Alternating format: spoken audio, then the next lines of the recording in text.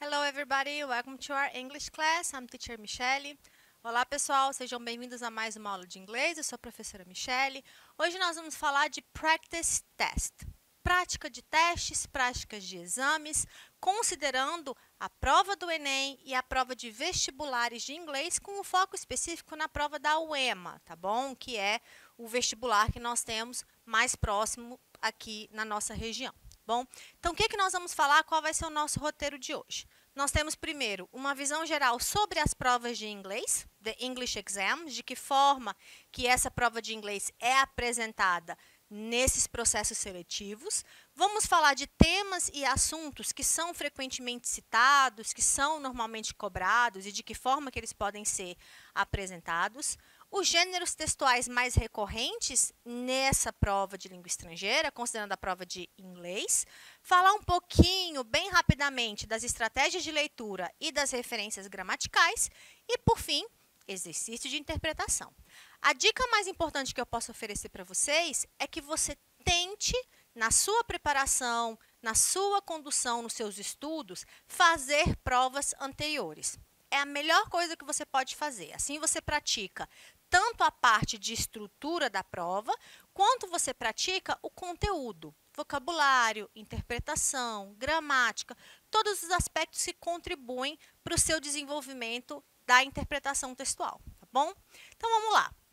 Falando da prova de inglês, nesses exames, tanto no Enem quanto no vestibular, English Exam is part of Language Codes and its Technology. A prova de inglês ela faz parte de uma área chamada de linguagens e códigos e suas tecnologias. Isso no Enem, e o vestibular também aglutina as disciplinas de linguagem em um mesmo campo. Você tem português, você tem inglês, você tem espanhol, arte, educação física, você tem essas disciplinas que se aproximam, que formam um conjunto ou um bloco para a questão da construção do caderno.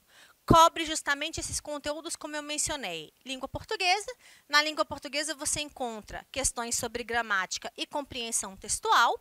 Modern Foreign Language, que é a língua estrangeira moderna, que normalmente os vestibulares oferecem a opção de você escolher entre o inglês e o espanhol. Tem arte, educação física, literatura, normalmente vem junto das disciplinas de língua portuguesa, mas você pode encontrar literatura estrangeira na questão de inglês ou de espanhol. E tem também informação, tecnologia e comunicação, tá? Depois nós temos English Exams, Focus on Text Reading. O foco da prova de língua estrangeira é leitura de textos. Tá? Qual é o objetivo? Qual é o alvo? O que ela tenta identificar? É a sua capacidade de interpretar e compreender o que aquele texto está falando. Não quer dizer que você tem que traduzir o texto todo, que você tem que entender ou decodificar palavra por palavra daquele texto em língua estrangeira. O foco é saber se você tem uma capacidade de ver um texto em língua estrangeira, lê-lo e identificar, em linhas gerais, o que ele está falando. Qual é o assunto, o que ele apresenta. Tá? O foco, então, é verificar se você tem um conhecimento básico da língua. Você não precisa ter um conhecimento avançado e nem ser fluente. É lógico que quanto mais conhecimento você tem, mais isso vai te ajudar. Para que você consiga usar esse conhecimento básico em relação a informações atualizadas ou atualidades, que são os temas que normalmente são cobrados ou questionados. Falando do padrão da prova, nós temos o Enem, que tem um padrão mais fixo, e aí nós temos o vestibular da UEMA. O vestibular da UEMA, nos últimos anos, ele vinha seguindo o mesmo padrão do Enem. O ano passado, que foi esse ano atípico, que o vestibular da UEMA atrasou em virtude da pandemia, teve várias remarcações de data, a prova veio um pouquinho diferente. Então, é importante que você se prepare para as duas modalidades ou para as duas estruturas. Tá? Então, o padrão do Enem é 5 questões de múltipla escolha. Você tem gêneros textuais que são variados. Normalmente, é um texto base para cada questão. um texto para cada exercício.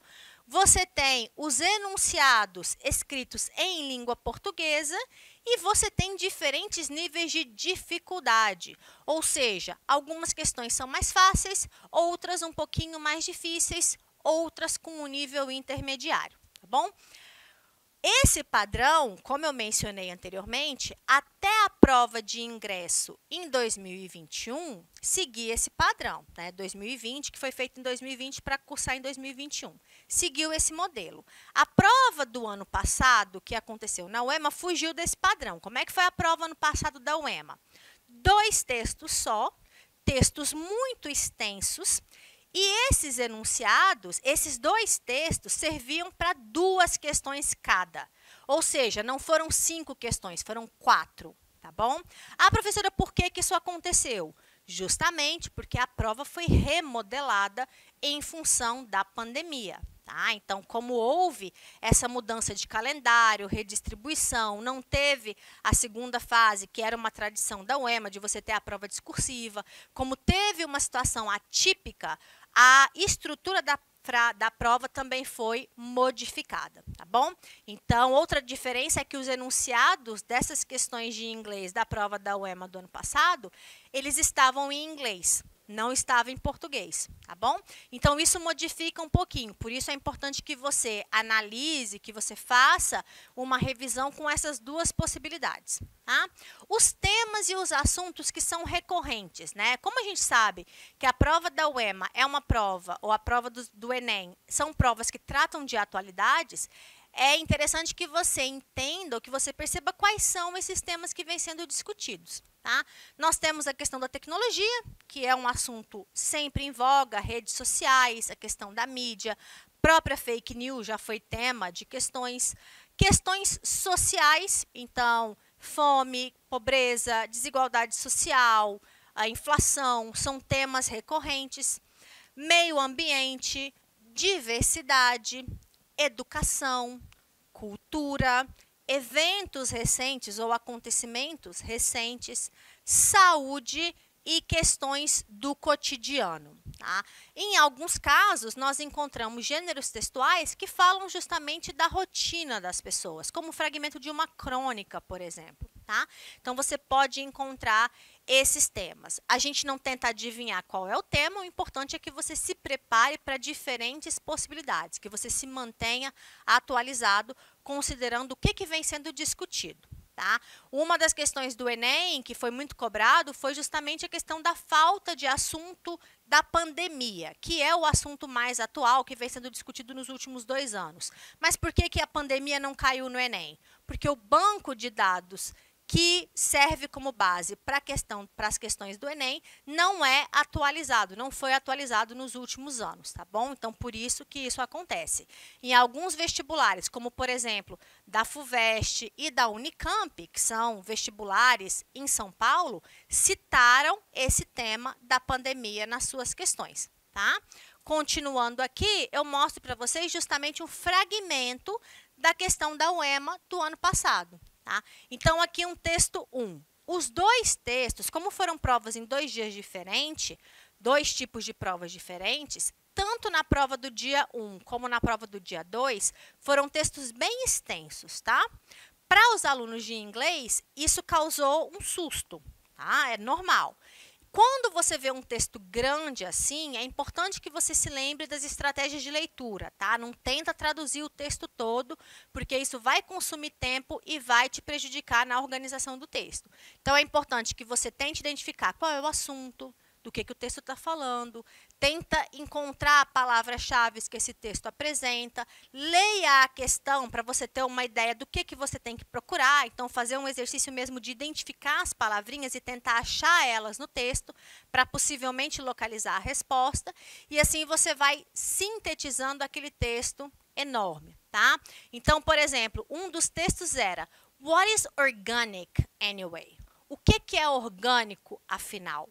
Então, era um texto que falava justamente sobre organic food, comida orgânica. Produtos que não têm o uso de inseticidas, por exemplo, ou de outros produtos, ou de outras influências químicas. E o texto vai fazendo essa argumentação. Ele chama a atenção para essa questão da comida natural, tá?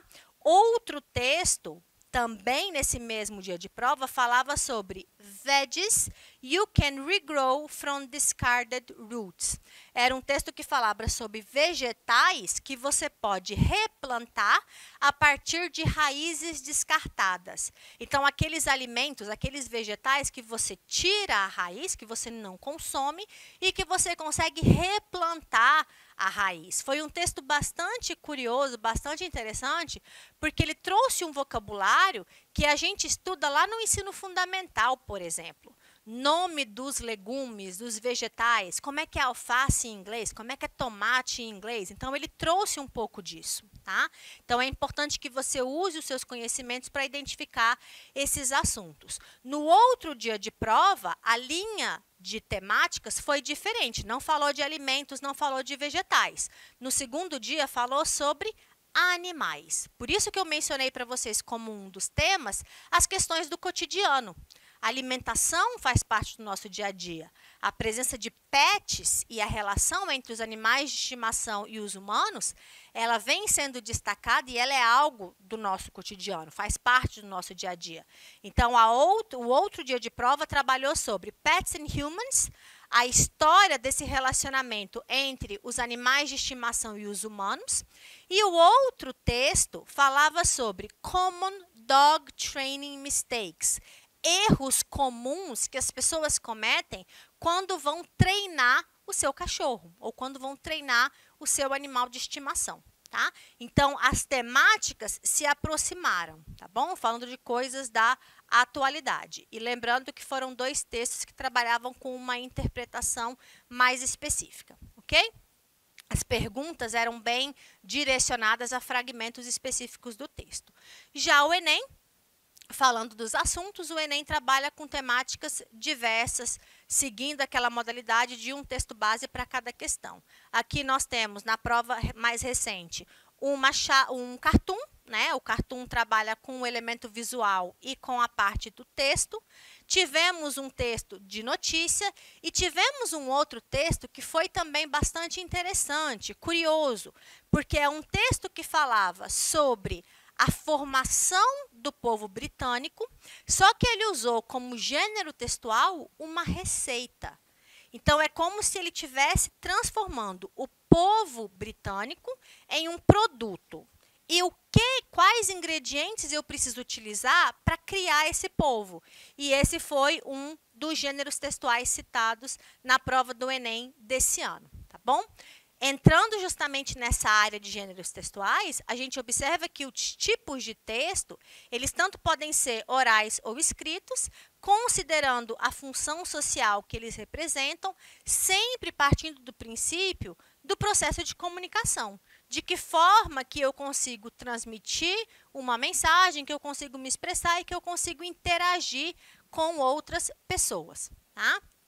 No caso do Enem e dos vestibulares, a prova de inglês tradicionalmente usa vários gêneros textuais. Notícias, cartoons, que são esses textos visuais e verbais, textos literários, anúncios, canções e etc.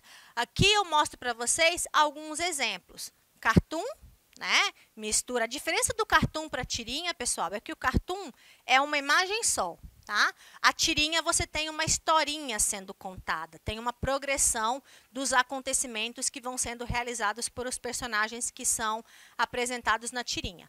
Então, cartoon, aqui é um poema, é um fragmento de uma canção da Madonna, e aqui já é um anúncio publicitário, é uma campanha falando sobre a questão da manutenção do veículo e como você tem que escolher sempre uma empresa correta. O site Sintetizando fez um levantamento das últimas provas de inglês nos últimos anos, e eles chegaram nas seguintes estatísticas, ó. 35% das questões de inglês tinham como base os textos jornalísticos. Ou seja, mais de 1/3 da prova de inglês, das questões que já caíram na prova de inglês, tem como base as notícias. É o gênero mais citado. 18% são tirinhas ou charges, que misturam essa linguagem visual e verbal. 11% os textos técnicos, 10% textos publicitários, aí entre essas campanhas de divulgação de produto ou de sensibilização social. 8% letras de música, mais 8% textos literários, como, por exemplo, um poema, um fragmento de uma poesia, alguma coisa nesse sentido, fragmentos de romance.